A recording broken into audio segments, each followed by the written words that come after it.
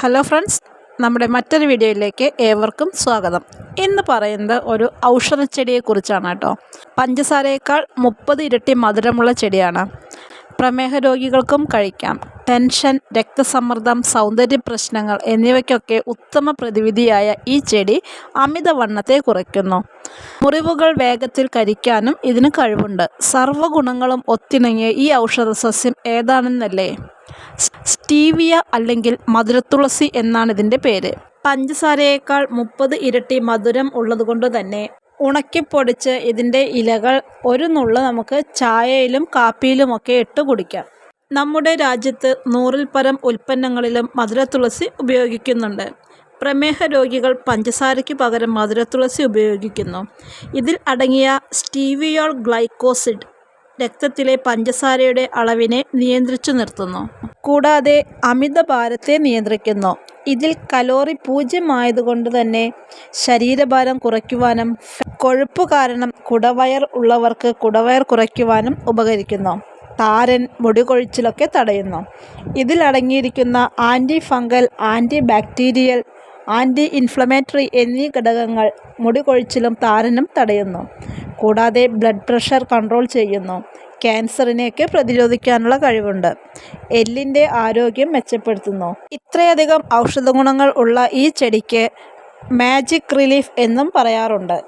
ചൂടുവെള്ളത്തിലേക്ക് മധുരത്തുളസി ഇലകളിട്ട് 5 മുതൽ 7 മിനിറ്റ് വരെ തിളപ്പിക്കുക. ഇപ്പോൾ മധുരത്തുളസി ചായ തയ്യാറായി. ഇത് ദിവസം 2-3 നേരമായിട്ട് കുടിച്ചാൽ മതി. എന്നാൽ രക്തത്തിൽ പഞ്ചസാരയുടെ അളവ് അനുവദനീയമായ അളവിൽ കുറവുള്ളവർ ഒരു കാരണവശാലും ഇത് കുടിക്കരുത്. മുഖക്കുരുവിന് മധുരത്തുളസി ഇല നന്നായി അരച്ചെടുത്ത് കുഴമ്പ് പരുവത്തിലായി മുഖക്കുരു ഉള്ള ഭാഗങ്ങളിൽ തേച്ച് പിടിപ്പിക്കുക. രാത്രിയിൽ ഉറങ്ങുന്നതിന് മുമ്പ് കഴുകിക്കളയാനായിട്ട് മറക്കരുത്. കൂടാതെ മുറിവുകൾ ഇൻഫെക്ഷനാകാതെ തടയാൻ മധുരത്തുളസി സഹായിക്കും. മുറിവുകളിൽ ബാക്ടീരിയകൾ വളരുന്നത് മധുരത്തുളസി പ്രതിരോധിക്കും. ഇതിലടങ്ങിയിട്ടുള്ള ആൻറ്റി ബാക്ടീരിയൽ ഘടകങ്ങളാണ് മുറിവ് ഭേദമാകാൻ സഹായിക്കുന്നത്. മധുരത്തുളസി ഇല ഇടിച്ചു പിഴിഞ്ഞ് ഈ നീര് ചൂടുവെള്ളത്തിൽ ചേർത്ത് മുറിവ് പറ്റിയ ഭാഗത്ത് പുരട്ടുക.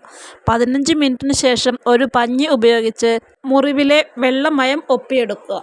കൊഴുപ്പേറിയ ഭക്ഷണത്തോടുള്ള ആർത്തി ഇല്ലാതാക്കാനായിട്ട് നമ്മുടെ മധുരത്തുളസി സഹായിക്കും.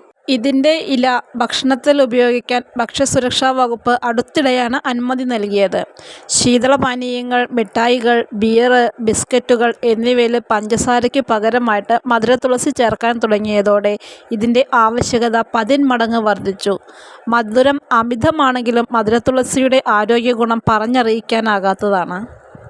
മധുരത്തുളസി കൃഷി വളരെ ലളിതമാണ്. കേരളമടക്കം ഇന്ത്യയിലെ മിക്ക സംസ്ഥാനങ്ങളിലെയും കാലാവസ്ഥ കൃഷിക്ക് അനുയോജ്യമാണ്. മധുരത്തുളസിയുടെ വേരുകളാണ് നടേണ്ടത്. 1 മുതൽ 2 മാസക്കാലമാണ് ചെടികൾ പാകമാകാനെടുക്കുന്ന സമയം. ചെടികളിൽ വെള്ള നിറമുള്ള പൂക്കൾ വരുന്നതോടെ വിളവെടുപ്പ് കാലമായി. പാകമായ ഇലകൾ മുറിച്ചെടുത്ത ശേഷം ഉണക്കാനായിട്ട് കൊണ്ടുപോകും. ഇലകൾ ഉണങ്ങാൻ 6 മുതൽ 8 മണിക്കൂർ സമയം മതി.